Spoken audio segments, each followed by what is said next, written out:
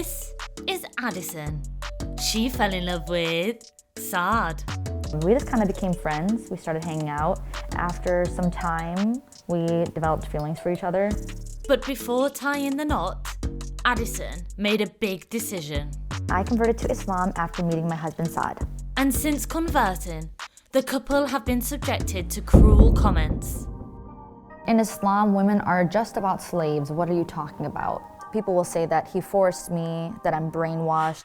Today, Addison's mum opens up about how she truly felt. I thought the hijabs were a form of oppression.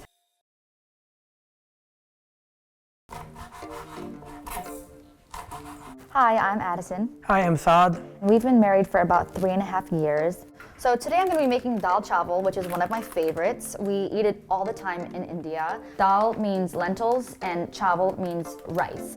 Saad and I met about almost 6 years ago. When we were living in New York City, we moved into a shared apartment and we also went to the same university. We just kind of became friends. We started hanging out. After some time, we developed feelings for each other. We were dating for a while. After 1.5 years. Then we got married.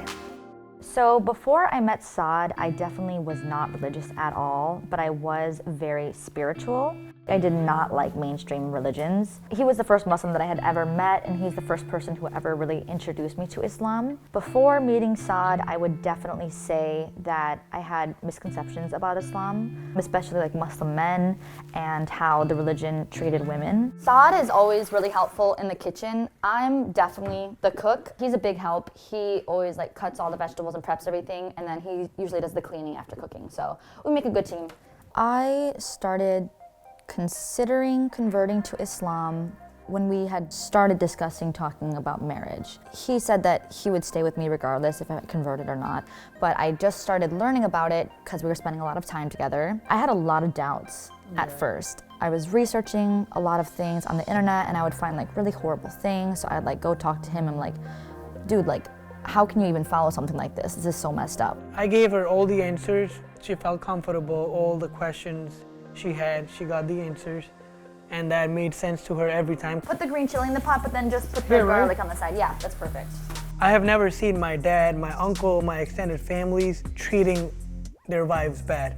And when I came to America, I actually saw men treating women not the way they should be treated. So then I compared those things and I saw like, dude, why people say bad things about Islam? A lot of people think that Islam is a very male-dominating religion, that the women in Islam are oppressed, they're treated like slaves, that they're just treated horribly, that they're forced to cover themselves, which I don't want to dismiss that because in many of the cases, in certain countries and stuff, that is the case for many women and that's horrible and tragic, but that's not the true teachings of Islam. That's people using the religion to like manipulate and control women. Now, all we have to do is wait for the pressure cooker to whistle. So today we're gonna go to one of my favorite hijab stores and pick out a new hijab for myself. Hello. Dressing modestly, it's not like something I did only because I'm following Islam. Like before I started following Islam, I had already started kind of understanding how modesty can be empowering for women. Since I was already doing it, it's not like hard for me to do it in terms of Islam because I feel like I'm not just doing it because I'm Muslim. I think she looks beautiful either way, but I think hijab makes her more beautiful. To someone who is against women dressing modestly, I would just say that what a woman wears is really just none of your concern.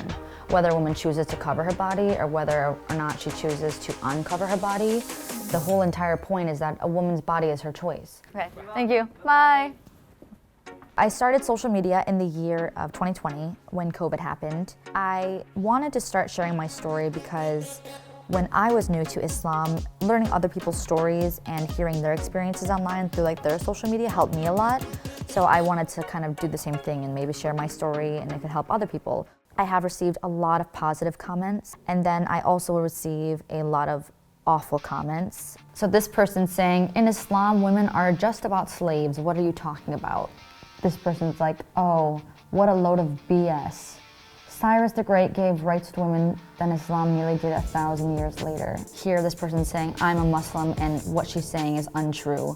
A lot of times, like, Muslim men will not be happy about the fact that I'm sharing Islamic rights of women in Islam. So a lot of times, even Muslim men, even though they're Muslim themselves, they'll be like, that's not true, women don't have rights in Islam. Things like that, they're super upset. People will say that he forced me, that I'm brainwashed, I'm a stupid woman. People will comment that a lot. Mostly men. It's always men, actually. Women never really comment these things. I made a video on Islamic rights for women, and then people comment things like being sarcastic. And she has the right to share her husband with 3 other wives. We will be talking with my uncle and my mom about their thoughts of me converting to Islam. I know before they might have had some concerns. Uncle Rigo, what were your first thoughts when you first heard that I was converting to Islam? I think my reaction was, I was obviously intrigued. I was like really shocked. I was surprised. It seemed like a really big jump. Mm-hmm. In Islam, like, homosexuality really isn't it's not a very accepted thing. I would say, if you talk to the average person in the average place, it's not. Right. I also was unsure of how my views on it would be after I converted. But Saad's family and like Saad are pretty chill, awesome people. Yeah, they're very open-minded, open hearts. They're just very loving and accepting of everyone, so. All right. Well, take care. Okay. Bye. Love you. Love you guys. My name is Diane. I'm Addison's mom and Saad's mother-in-law.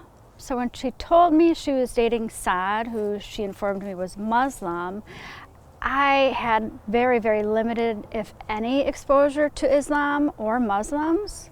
And so, however I felt was really influenced primarily by the media, movies. Did you have any concerns about Saad and I's relationship, or when you first heard that I was converting to Islam? One of my big concerns was that Saad was from India, and would that mean if you grew attached to him or got married, would you leave the country? Mm-hmm. And then compound that with my ignorance about Islam.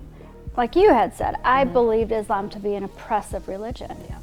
And I thought the hijabs were a form of oppression. Same. I had no idea it was the woman's choice to wear those out of modesty. Yeah. So everything that I thought about Islam was that, the women were oppressed. They had no autonomy, no independence. Yeah. Thoughts on Islam changed after I met Saad, because he's so loving, forgiving, tolerant, and that's a representation of his religion. So now, you being Muslim is a non-issue for me. Islam to me is just part of who you are. Being Muslim is just part of who you are. Yeah. I can't separate Addison from Islam or being Muslim now. Yeah. Just as much as your hair is brown or your eyes are brown, you're a Muslim. You're a wonderful person, and that hasn't changed. I'm gonna head out. All right. Good to see you guys. Okay. Love you. Love you too. Bye-bye. I think today went really well. It was definitely fun to hear the perspective from my mom and my uncle and hear how they felt about me converting to Islam and our marriage.